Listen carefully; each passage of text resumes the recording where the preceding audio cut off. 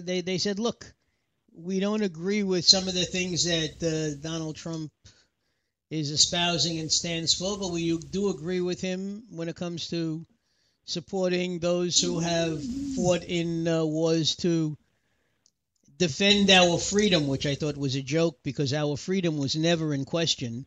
Okay, it was, World War II veterans, they're not just talking about any veteran. Korean War. Well, yeah, that's true. I mean, we think of Afghanistan and Iraq, but there was there are plenty of Korean veterans, War, Vietnam. I don't think there were too many there from World War II. Yeah, so probably not that many left. But again, there are some. So the interesting part is that they showed up and they were saying the significance of that is. Basically, they think that if they pull out their supporters will probably go to Trump now, because this is like a semi-endorsement of Trump. Oh, I don't know. I mean, look, the reason I don't think so is because, one thing we learned from Vietnam, when the soldiers came home from the Vietnam War, many of the young people here especially looked at them as the enemy. They were against the war. Right. But all the soldiers did was answer the call of the country when they were drafted or they volunteered. We now know how to separate the war from the soldiers who were asked to fight in that war. Okay. You can support the soldiers, certainly, but you don't have to support the war itself. Yeah, now what does it got to do with those two guys supporting Trump? Did you hear what I said? You were talking about veterans. No, I'm talking about Huckabee and Santora. They're saying they sort of semi-endorsed Trump by doing this. This is what a lot of the all right, now I see. Yeah, no, they didn't really, though. That's why Huckabee made sure to say that our politics is our own, but we just agree with him on this one issue as far as supporting our troops is concerned. Yeah, I know, but everybody said doesn't matter. They pull out. It's like listen, they're not going to be in it after Monday anyway. Yeah, and they think their followers may follow Trump because of this. I mean, they sort of rebelled also in their own way. Well, but anyway. But we got a good question for you today, Chad. Yes, sir, I'm here. I know. Elisa Baron Wagner. And the question is, I know I discussed it, I mentioned it to you earlier in the day, and I just mentioned it to the Rev when I got here, but now I'll say it for our listening audience. God is supposed to be a merciful God. Okay, in both the Old Testament and in the New Testament, and you say, and I know that when Adam and Eve fell from grace and ate from the tree of knowledge, or they ate from the tree of good and evil, one of the punishments that God wrought upon Eve, woman, was that she will suffer in childbirth, that she will feel pain in giving birth. And my question is, how and why would God make a woman suffer through, let's say, 36 hours of labor, and then either the baby is stillborn or the baby is born and only kept alive for a very brief time because there were complications, or whatever happens, or what happens is the baby is born and then 5 years later develops a terrible childhood illness, and within another 5 years the child is dead before they're even 10 years old, or they're born brain dead, or other things, And for some reason, I find it difficult reconciling this. And I was just wondering Sure. how you, a man of religion, would explain these things. Man of religion. Uh, yeah. Well, guys, that's a very good question. I think that it's a difficult one and a particularly sensitive one. To most people, they want to reconcile that somehow. How could a good God, is what you're asking, be the author of life, but then take it? Well, see, the question is it's a loaded question, and you were kind of going into part A there when talking about pain in childbirth. Okay, and sometimes, my wife we have four awesome children, and I was there for my wife's deliveries. She had to go through a lot of labor. Well, remember, all of death, sickness, and pain is the result of sin, fallen nature of man. That's a curse on mankind, not just on Adam and Eve, but of all men and of all women. I understand that. I use Adam and Eve only as an example, being the first man and woman. Okay, but right. God did say it, not just them; it's their ancestors as well. Yeah, right. Well, I'm getting to a point though that's really important because this is a good question. It starts off with sin. Okay, so, and I'm going to ask you guys a question in a minute that most skeptics ask me that I'm surprised that you haven't asked. But before we do, let's talk about what it is that you're asking. You're asking, how could God give us precious life? And then somehow, through that precious life, we see death and destruction and sometimes cruelty. We see murder. There's abortions. There are men who kill their children, women who kill their children. It's just unthinkable, the things that happen. Children starving in the streets. Things like that, we have to ask ourselves that question. Well, why would a good God who told us to be fruitful and multiply bring life into the world and then only to see it destroyed? Right. Well, it's a particular hard one because here's the answer. There's a quick and easy answer.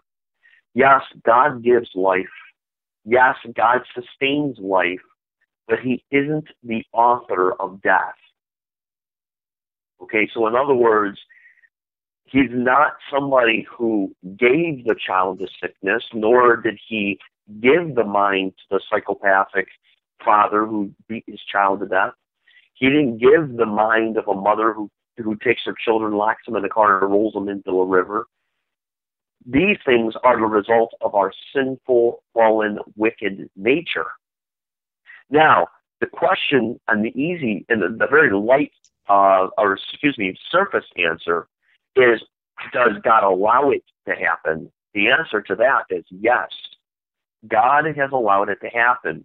And now you're asking, well, why? Why would God allow such a terrible thing to happen? There must be a lesson in there somewhere. Well, it's a lesson for people. There certainly is. But it comes with a whole little package. And what I want to do is I want to ask you guys a question, because this question is going to help all questions pertain to what you're asking.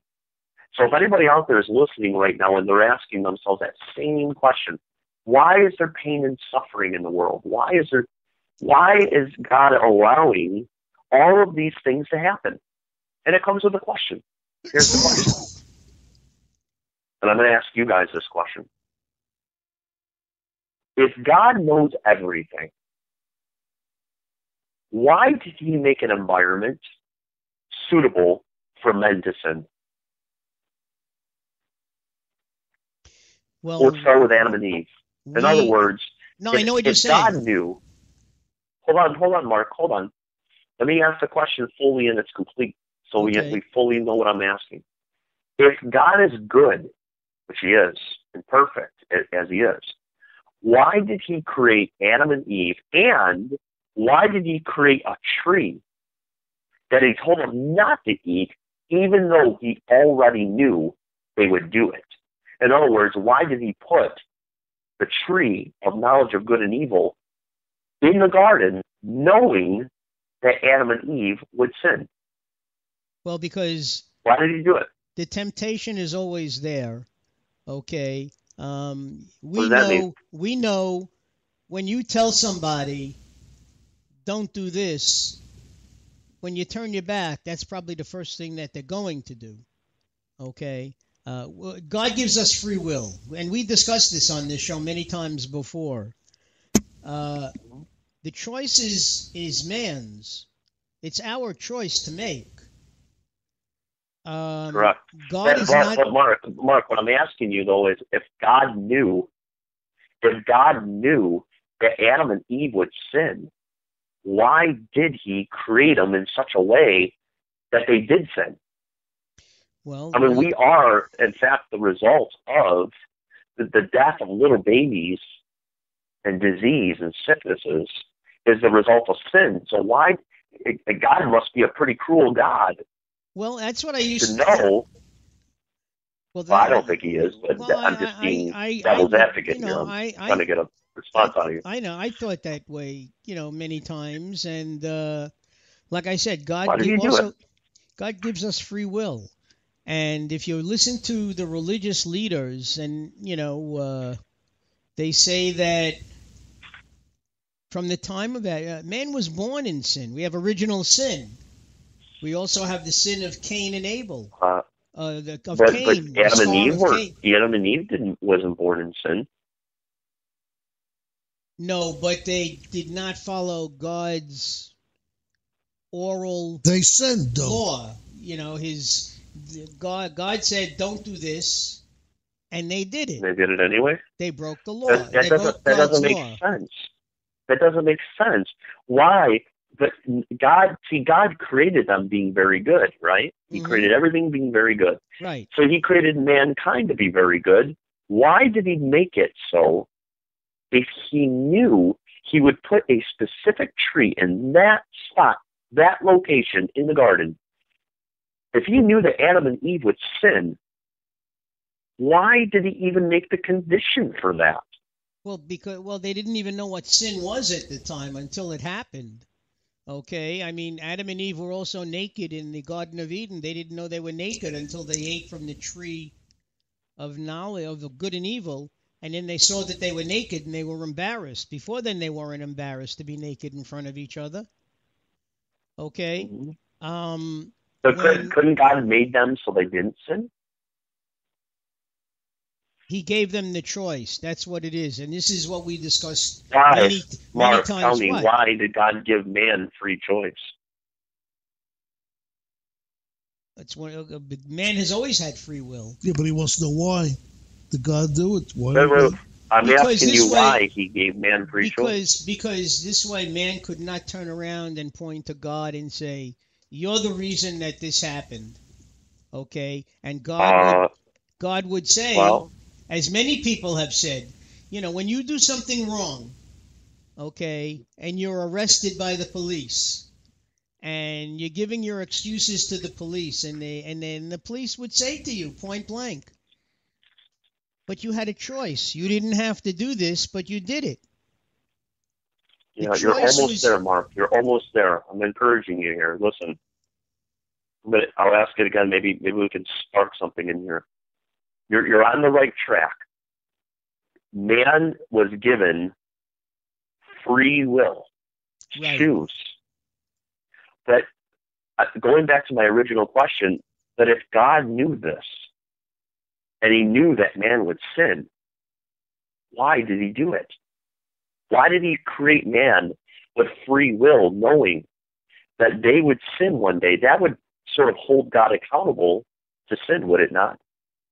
Well, except for one thing. I think the only, again, the only perfect thing in the world for one who is a religious person and believes is God. Man is not perfect. Man is far from perfect. Okay, and to distinguish between man and God,